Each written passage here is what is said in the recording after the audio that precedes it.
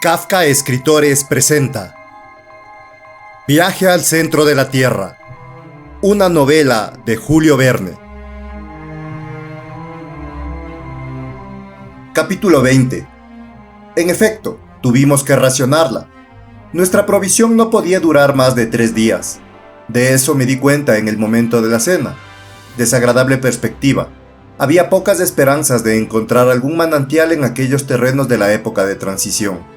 Durante toda la jornada del día siguiente, la galería desarrolló ante nosotros sus interminables arcos de bóveda. Caminábamos casi sin decir palabra. Iba ganándonos el mutismo de Hans. La ruta no ascendía, al menos de forma sensible. A veces, incluso, parecía inclinarse. Pero esta tendencia, por lo demás poco marcada, no debía tranquilizar al profesor, porque la naturaleza de las capas no variaba, y el periodo de transición se afirmaba cada vez más. La luz eléctrica hacía centellear espléndidamente los esquistos, las calizas y las viejas areniscas rojas de las paredes. Podría pensarse en una zanja abierta en medio de Devonshire, la región que dio su nombre a este género de terrenos. Especímenes de mármoles magníficos revestían las paredes, unos de gris ágata con vetas blancas caprichosamente acusadas, otros de color encarnado o de un amarillo manchado de placas rojas. Más adelante, muestras de mármoles de manchas carmín y colores sombríos, en los que las areniscas destacaban con matices vivos. La mayoría de aquellas piedras contenía huellas de animales primitivos. Desde la víspera, la creación había hecho un progreso evidente. En lugar de los trilobites rudimentarios, percibí restos de un orden más perfecto. Entre otros, peces ganoides y esos sauropteris en los que la mirada de paleontólogos ha sabido descubrir las primeras formas del reptil. Los mares devónicos estaban habitados por un gran número de animales de esta especie y los depositaron por millares en las rocas de nueva formación. Estaba claro que remontábamos la escala de la vida animal, cuya cima ocupa el hombre, pero el profesor Lidenbrock no parecía prestarle atención. Esperaba 2 cosas, o que un pozo vertical se abriera ante nuestros pies y le permitiera seguir su descenso, o que un obstáculo le impidiese continuar por aquella ruta. Pero llegó la noche sin que tales esperanzas se vieran realizadas. El viernes, tras una noche en la que comencé a sentir los tormentos de la sed, nuestro pequeño grupo se hundió de nuevo en el laberinto de la galería. Después de 10 horas de marcha, observé que disminuía singularmente la reverberación de nuestras lámparas sobre las paredes. El mármol, el esquisto, la caliza, la arenisca de las paredes dejaban paso a un revestimiento sombrío y sin brillo. En el momento en que el túnel se volvía más estrecho, me apoyé sobre su pared de la izquierda. Cuando aparté mi mano, estaba completamente negra. Miré más de cerca. Estábamos en una hullera. «¡Una mina de carbón!», exclamé. «Una mina sin mineros», respondió mi tío. «¿Quién sabe?» «Yo lo sé», replicó el profesor en tono seco. «Y estoy seguro de que esta galería horadada a través de las capas de hulla no ha sido hecha por la mano del hombre. Pero sea o no obra de la naturaleza, poco me importa. Es hora de cenar. Cenemos». Hans preparó algunos alimentos. Yo apenas comí y bebí las pocas gotas de agua que constituían mi ración. Todo lo que quedaba para apagar la sed de 3 hombres era la cantimplora del guía medio llena. Después de la cena, mis 2 compañeros se tumbaron bajo sus mantas y encontraron en el sueño reposo para sus fatigas. En cuanto a mí, no pude dormir y conté las horas hasta el alba. El sábado, a las 6, iniciamos de nuevo la marcha. 20 minutos más tarde llegábamos a una vasta excavación. Reconocí entonces que la mano del hombre no podía haber perforado aquella hullera. Las bóvedas hubieran estado apuntaladas y realmente solo se sostenían por un milagro de equilibrio. Esta especie de caverna tenía 100 pies de ancho por 150 de alto. El terreno había sido separado violentamente por una conmoción subterránea.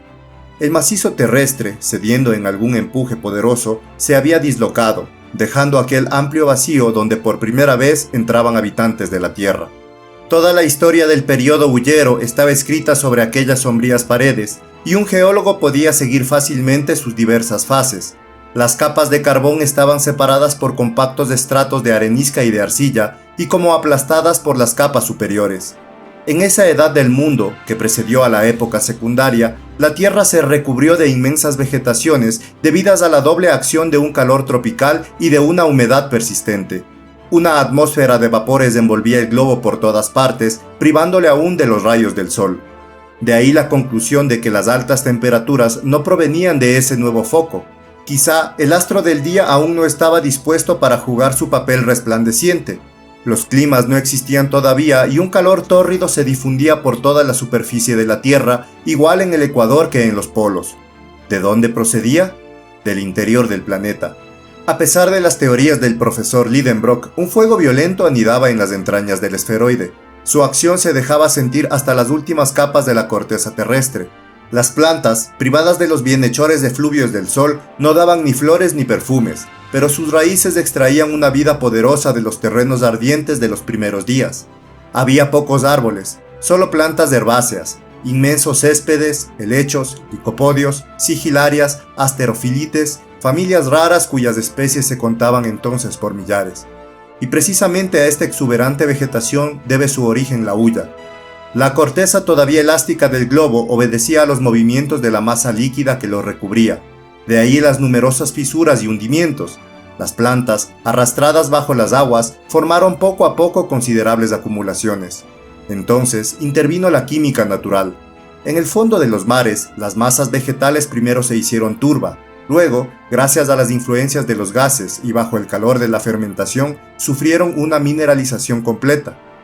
Así se formaron esas inmensas capas de carbón que, sin embargo, un consumo excesivo debe agotar en menos de 3 siglos si los pueblos industriales no tienen cuidado.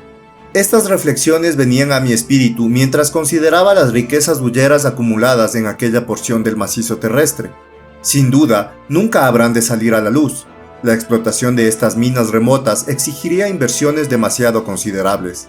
Además, ¿para qué, si la hulla todavía está desparramada, por así decir, por la superficie de la Tierra en gran número de comarcas? Por eso, cuando llegara la última hora del mundo, aquellas capas estarían tal como yo las veía ahora, intactas.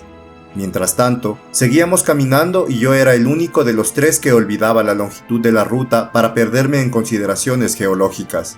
La temperatura seguía siendo sensiblemente la misma que durante nuestro paso entre las lavas y los esquistos.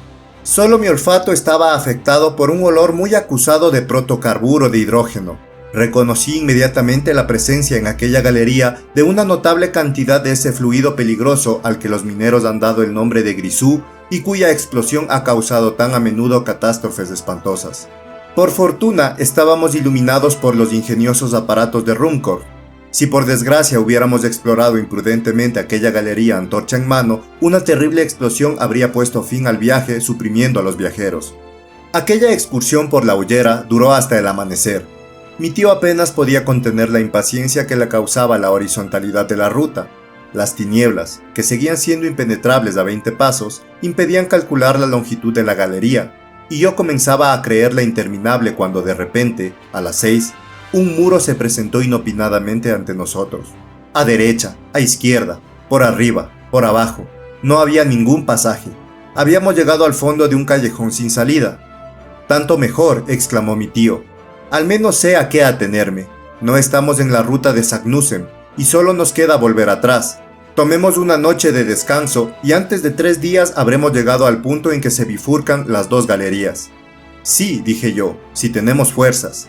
«¿Y por qué no? Porque mañana nos quedaremos sin agua». «¿Y también te quedarás sin valor?», preguntó el profesor mirándome con severidad. No me atreví a responderle.